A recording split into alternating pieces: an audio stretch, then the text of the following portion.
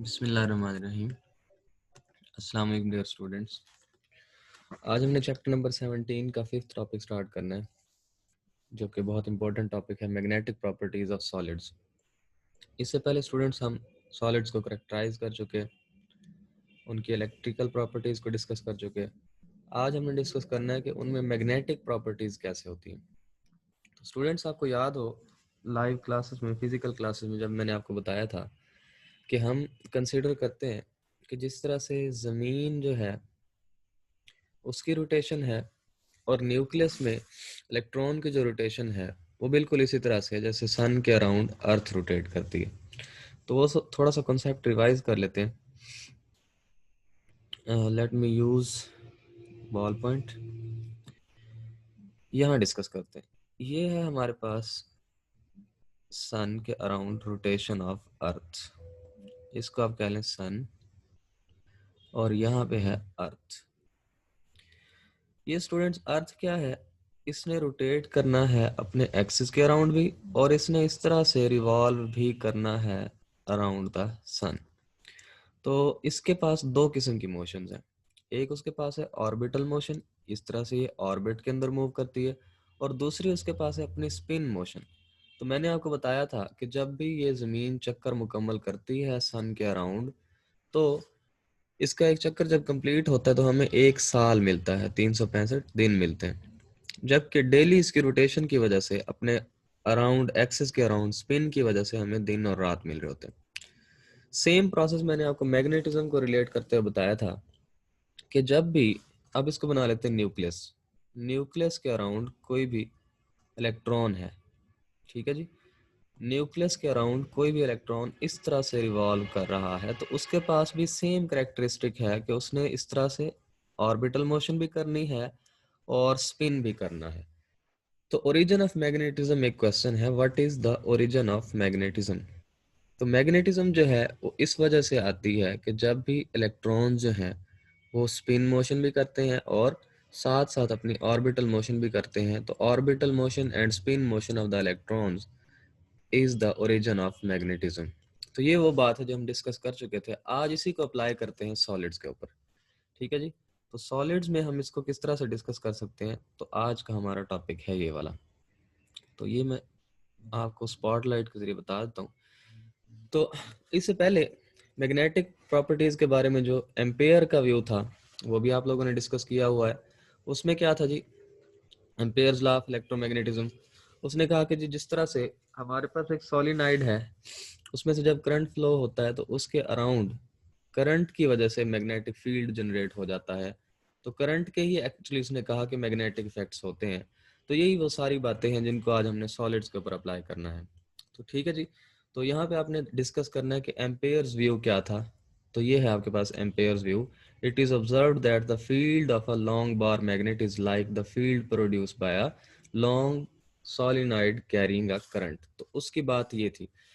लेकिन जब तक एम्पेयर रहा तब तक इस बात को वैलिड नहीं माना गया, क्योंकि तब तक एटम का जो इंटरनल स्ट्रक्चर है उसके बारे में कोई पता नहीं था कि उसके अंदर क्या है, न्यूक्लियस में क्या चीज़ें मौजूद हैं, उसके साथ किस तरह से इलेक्ट्रॉन रिवॉल्व कर रहे हैं।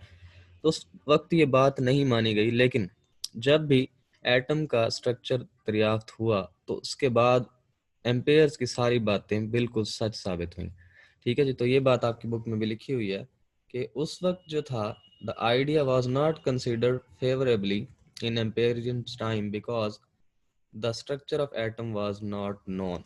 तो उसके बाद जब स्ट्रक्चर ऑफ एटम पता चला तो वाकई उन्होंने देखा कि न्यूक्लियस के अराउंड जो इलेक्ट्रॉन की स्पिन है उसी की वजह से ही मैग्नेटिज्म जनरेट होती है। तो ये बिल्कुल वही तरीका है जैसा कि किसी भी सोलेनॉइड के अराउंड होता है। ठीक है जी। तो अब हम बढ़ते हैं नेक्स्ट। अब हमने डिस्कस करना है कि जो इलेक्ट्रॉन है वो रिवॉल्व भी करता है प्लस अपने एक्सिस के गिर्द स्पिन भी करता है। तो स्पिन और ऑर्बिटल मोशन दोनों की वजह से ही मैग्नेटिज्म जनरेट होती है। तो इस प्रॉपर्टीज को, इस तरह की प्रॉपर्टीज जब पाई जाती है सॉलिड्स में, तो ये कहलाती है मैग्नेटिक प्रॉपर्टीज। ठीक है जी। तो यहाँ से हमें पता ये चला, जो बात हम पहले से डिस्कस किए हुए हैं, कि स्पिन मोशन और ऑर्बिटल मोशन ऑफ इलेक्ट्रॉन जो है, this is actually responsible for the magnetic properties. तो मैग्नेटिज्म किस वजह से है, ये वो वाली लाइन है जिसमें हमारी ये सारी बात समराइज की हुई है। इस लाइन को आपने गौर से देखना है।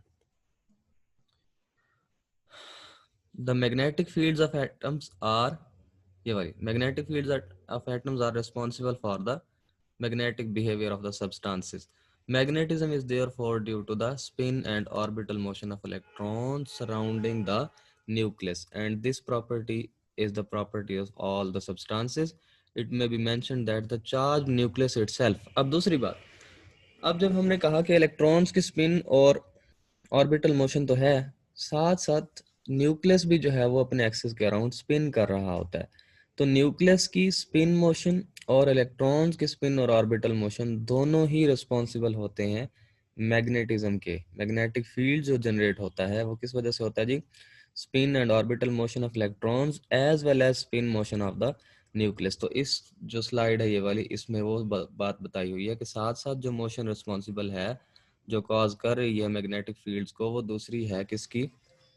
आपके पास मोशन ऑफ न्यूक्लियस भी।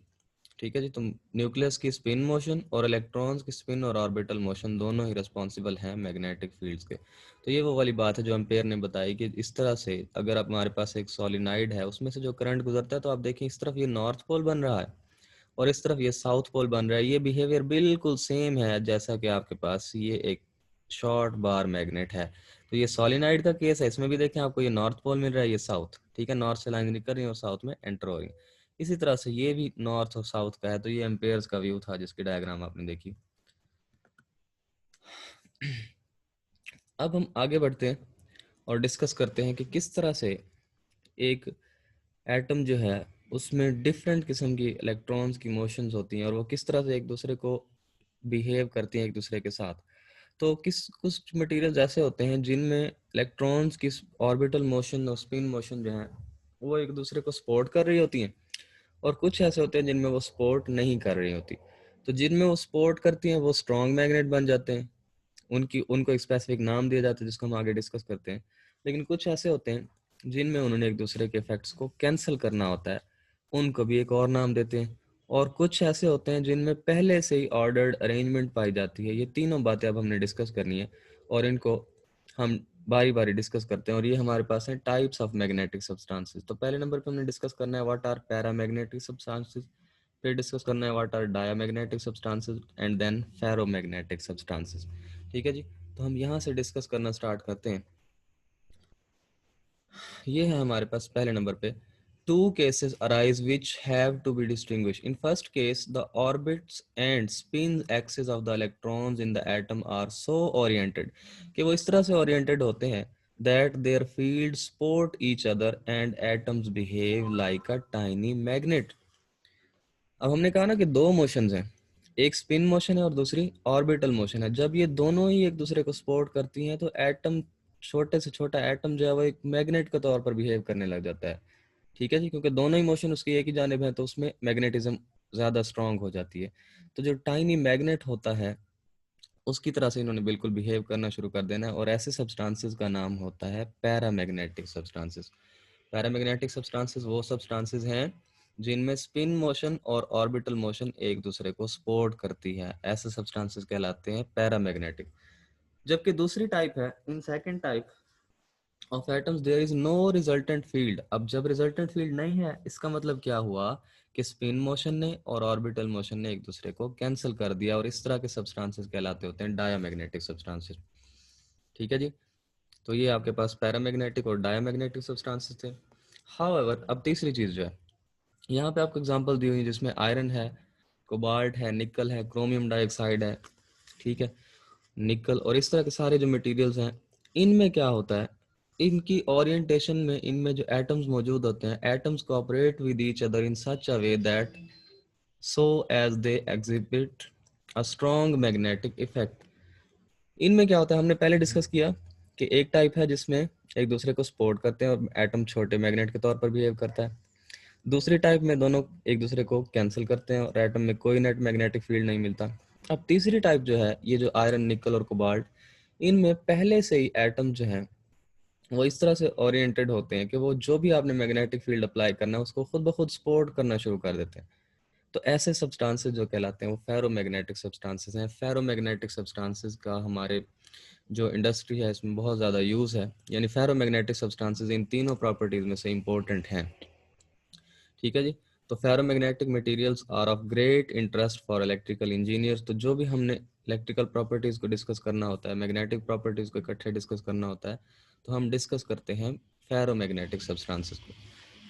अब स्टूडेंट्स, हम इसको डेली लाइफ में एक सिंपल सी मिसाल की तरह लेते हैं कि पैरामैग्नेटिक सब्सटेंसेस जो हैं, आप कह लें किसी भी शहर में आपने जाना है या किसी मोहल्ले में जाना है, तो वहाँ पे कुछ ना कुछ जो बरादरी है ना वो मिली होती है किसी मोहल्ले में, या कुछ लोग जो हैं। अब जो फेरोमैग्नेटिक सब्सटेंसेस होते हैं, ये बिल्कुल गांव की मिसाल है। किसी ने भी इलेक्शन लड़ना है और वो गांव में चला जाए, तो कोई एक वडेरा जिस तरफ हो जाए, सारे के सारे ही वोटर उसी की तरफ हो जाते हैं। तो जिसने जो इलेक्टेबल होता है, उसने सिर्फ उस वडेरे को मना लेना होता है और सारे के सारे वोटर उसके पीछे हो जाते हैं। तो फेरोमैग्नेटिक सब्सटेंसेस में भी एटम के अंदर डोमेन्स बनी होती हैं, जैसे बरादरियां बनी होती है, ऐसे कह लें। वो जो डोमेन्स हैं वो पहले ही एक तरफ मुंह करके बैठी होती हैं, ठीक है। जिस तरफ को मैग्नेटिक फील्ड उनको सपोर्ट कर जाए, तो बिल्कुल सारी की सारी उसी के साथ चली जाती हैं। तो फेरोमैग्नेटिक सब्सटेंसेस में एटम्स की अरेंजमेंट कुछ इस तरह से होती है। नेक्स्ट में देखें आप, ये है फेरोमैग्नेटिक सब्सटेंसेस। जब इनके ऊपर हमने कोई भी मैग्नेटिक फील्ड अप्लाई नहीं किया, तो इनकी ओरिएंटेशन इस तरह से होती है। अब आप देखें ना, ये जो एरोज हैं, ये एरो इस तरफ है, ये पूरी की पूरी डोमेन में बहुत सारे एटम्स मौजूद हैं, ठीक है जी। इस पूरी डोमेन में बहुत सारे एटम्स मौजूद हैं। कितने एटम्स मौजूद हैं? 10⁻12 टू 10⁻16 एटम्स। ये जो छोटी सी डोमेन आपको शो की हुई, ये वाली, इस तरह से बहुत सारी ये डोमेन्स हैं।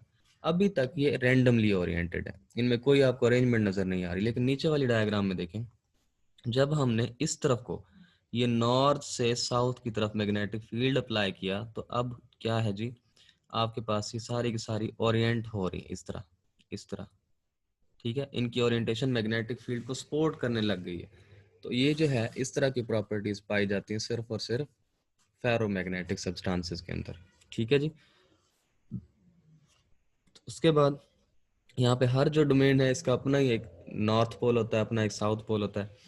फिर जब ये मैग्नेटिक फील्ड आता है, तो ये उसको सपोर्ट कर देते हैं और स्ट्रॉन्ग मैग्नेटिक इफेक्ट उनमें पैदा होते हैं, ठीक है जी। तो यहाँ पे एक और मिसाल भी दी हुई है। Iron is a soft magnetic material, its domains are easily oriented on applying an external field. कि जो सॉफ्ट मैग्नेटिक मटेरियल होते हैं, वो कम मैग्नेटिक फील्ड भी अगर हम उनको अप्लाई करें, तो वो उसको सपोर्ट करने लग जाते हैं। लेकिन जैसे कि स्टील है, इसको अगर आप मैग्नेटाइज करना चाहते हैं, तो आपको बहुत स्ट्रॉन्ग मैग्नेटिक फील्ड अप्लाई करना पड़ता है, ठीक है जी। तो ये हम नेक्स्ट जो हमारा टॉपिक होगा हिस्टेरेसिस का, उसको हम बोर्ड पे करेंगे। उसमें ये सारी डिटेल्स एक बार फिर भी डिस्कस करेंगे। लेकिन ये है कि आपकी बुक में जो थ्योरी इसके मुताबिक लिखी हुई है, ये तीन ऐसे समझ ले, हमने डेफिनेशन ही करनी थी कि पैरामैग्नेटिक सब्सटेंसेस क्या होते हैं, डायमैग्नेटिक सब्सटेंसेस क्या होते हैं, और फेरोमैग्नेटिक सब्सटेंसेस क्या होते हैं। और इनमें इंपॉर्टेंट कौन से हैं जी? फेरोमैग्नेटिक है। और फेरोमैग्नेटिक की एक डोमेन में एटम्स कितने होते हैं, ये एमसीक्यू के लिए आपको आ सकता है 10⁻12 टू 16, ये आपने यहाँ से याद रख लेना है। और उसके बाद बताना है कि सॉफ्ट मैग्नेट की मिसाल कौन सी है, आयरन, और स्ट्रॉन्ग मैग्नेटिक या हार्ड मैग्नेट की एग्जांपल कौन सी है जी? स्टील। तो इनमें क्या प्रॉपर्टीज होती हैं, ये हमारा नेक्स्ट टॉपिक ऑफ इंटरेस्ट है, हम इसको डिस्कस करेंगे। अब जो कुछ बातें रह गई लास्ट स्लाइड में, वो ये हैं कि हमारे पास किसी भी डोमेन को, हर डोमेन की आपने पीछे देखा कि एक प्रॉपर अरेंजमेंट है। अगर उस डोमेन को डिस्टर्ब करना है, तो क्या करना पड़ेगा? टेम्परेचर है जो उनकी मोशन को रैंडम में कन्वर्ट कर सकता है। पहले से एक तरफ ओरिएंटेड हैं, जब टेम्परेचर हम किसी भी मटेरियल को देते हैं, तो उसके एटम्स जो हैं वो बिखर जाते हैं, उनकी काइनेटिक एनर्जी बढ़ती है और वो वॉल्स के साथ और इधर उधर टकराते हैं। तो उस टकराव के नतीजे में उनकी जो ऑर्डरलीनेस है, जो अरेंजमेंट उनके पास था, ऑर्डर था, वो जो है डिस्टर्ब हो जाता है। और वो जिस टेम्परेचर पे डिस्टर्ब होता है, हम उसको बोलते हैं क्यूरी टेम्परेचर, ठीक है जी। तो क्यूरी टेम्परेचर आयरन के लिए आपको जो बताया हुआ है, वो है 750 डिग्री सेल्सियस। ये भी आपको एमसीक्यू आ सकता है, इसको आप याद रख लें। तो ये क्यूरी टेम्परेचर वो टेम्परेचर होता है जिसमें कोई भी कोई भी मटेरियल जो है, कोई भी मटेरियल जो है वो अपनी ऑर्डरलीनेस यानी अरेंजमेंट, ऑर्डर अरेंजमेंट को खो बैठता है, वो टेम्परेचर कहलाता है क्यूरी टेम्परेचर। तो ये था स्टूडेंट्स आज का हमारा टॉपिक। आई होप आपको ये अच्छे से क्लियर हो गया होगा। इसको अच्छे से तैयार करें। नेक्स्ट जो हमारा लेक्चर है बहुत इंपॉर्टेंट है, एज अ लॉन्ग क्वेश्चन हम उसको डिस्कस करेंगे।